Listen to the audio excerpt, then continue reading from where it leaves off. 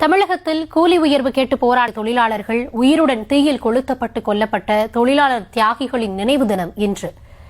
என்ன நடந்தது கீழ்வெண்மணியில் என்பதை விவரிக்கிறது இந்த செய்தி தொகுப்பு.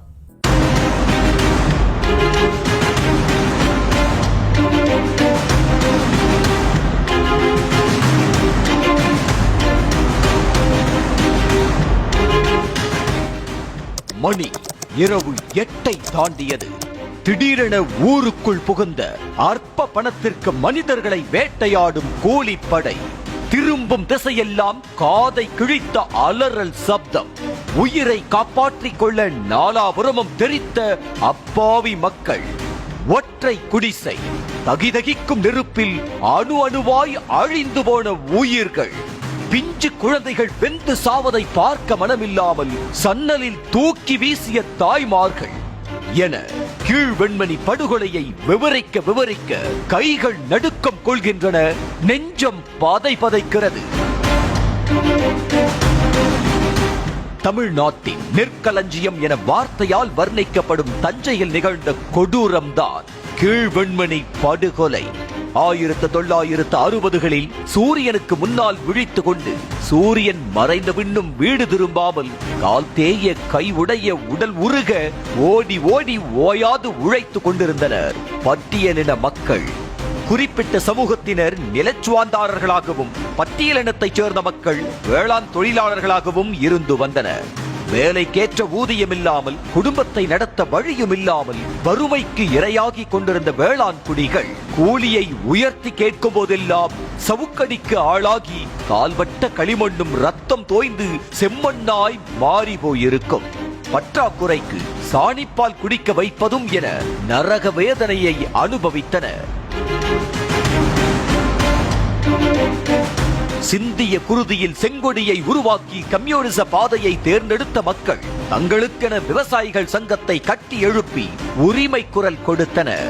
உழுபவனுக்கே நிலம், உழைப்பவனுக்கே அதிகாரம் என்ற பூர்வ குடிகளின் குரல் அதிகார வர்க்கத்தினருக்கு பெரும் கொடைச்சலை தந்தது. முதலில் அரைப்படி நெல்லை உயர்த்தி கேட்டு செங்கொடியை கையில் எடுத்து போராட்டம் தொடங்கியது. ஏழைகளின் போராட்ட துகள் நிலக்கிழார்களின் கண்ணை உறுத்தியது. வேளாண் குடிகளை அடியோடு அடக்க முதலில் நாம் ஒன்றுபட வேண்டும் என பண்ணையார்கள் எல்லாம் அணிதிரண்டு சங்கம் ஆரம்பித்தனர்.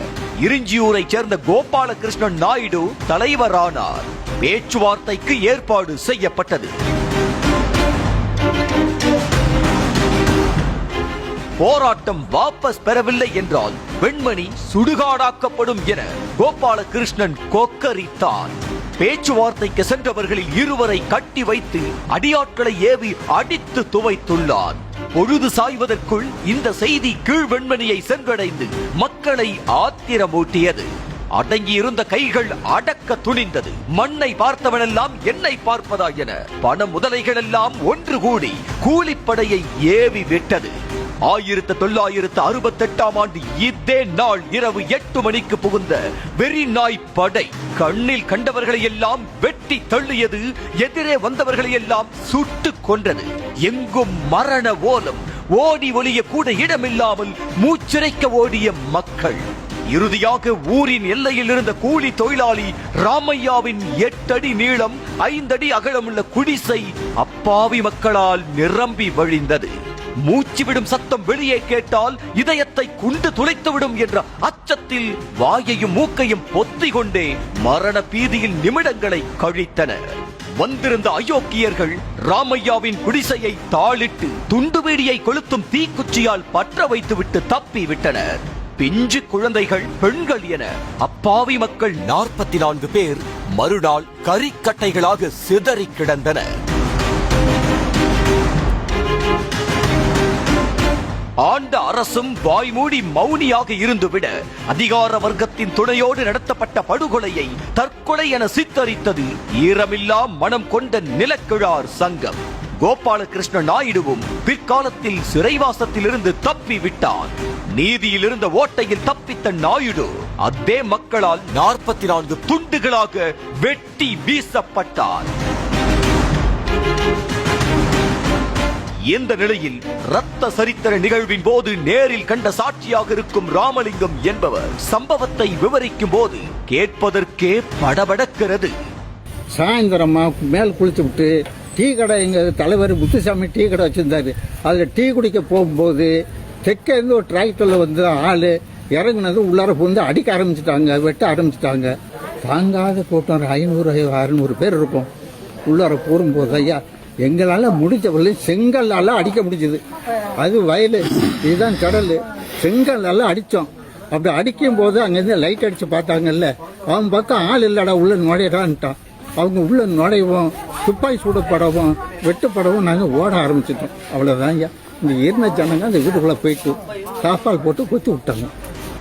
நானும் ராமையா அண்ணனின் வீட்டிற்குள் தான் இருந்ததாகவும் வெளியில் சத்தம் கேட்டதை எட்டி பார்க்க சென்றதால் நூலிழையில் உயிர் தப்பியதாகவும் புகழேந்தி தெரிவித்தார். ராமையா அது அண்ணன் வீடு. அண்ணன் வீட்டில் தான் உள்ளார போய் இருந்தேன். ராமையானுக்கு தம்பி நான்.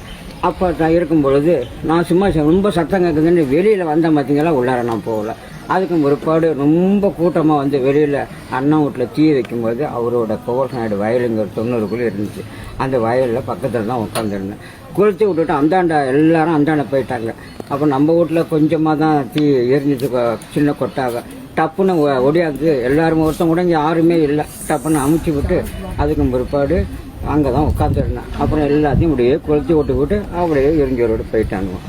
கம்யூனிஸ்ட் என்ற ஒற்றை காரணத்தால் தான் கூலி உயர்வும் தீண்டாமை ஒழிப்பும் சாத்தியமானதாகவும் தோழர் ராமலிங்கம் கூறுகிறார். இந்த வெண்மணில் 44 பேர் எரிஞ்சது பாருங்க.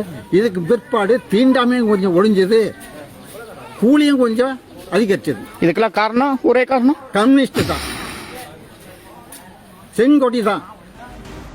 உழைப்புக்கேற்ற ஊதியம் கேட்டு அதிகார வர்க்கத்தின் கோர பசிக்கு இரையான கீழ் வெண்மணி ஈகியர்களுக்கு நியூஸ் தமிழின் வீர வணக்கம்.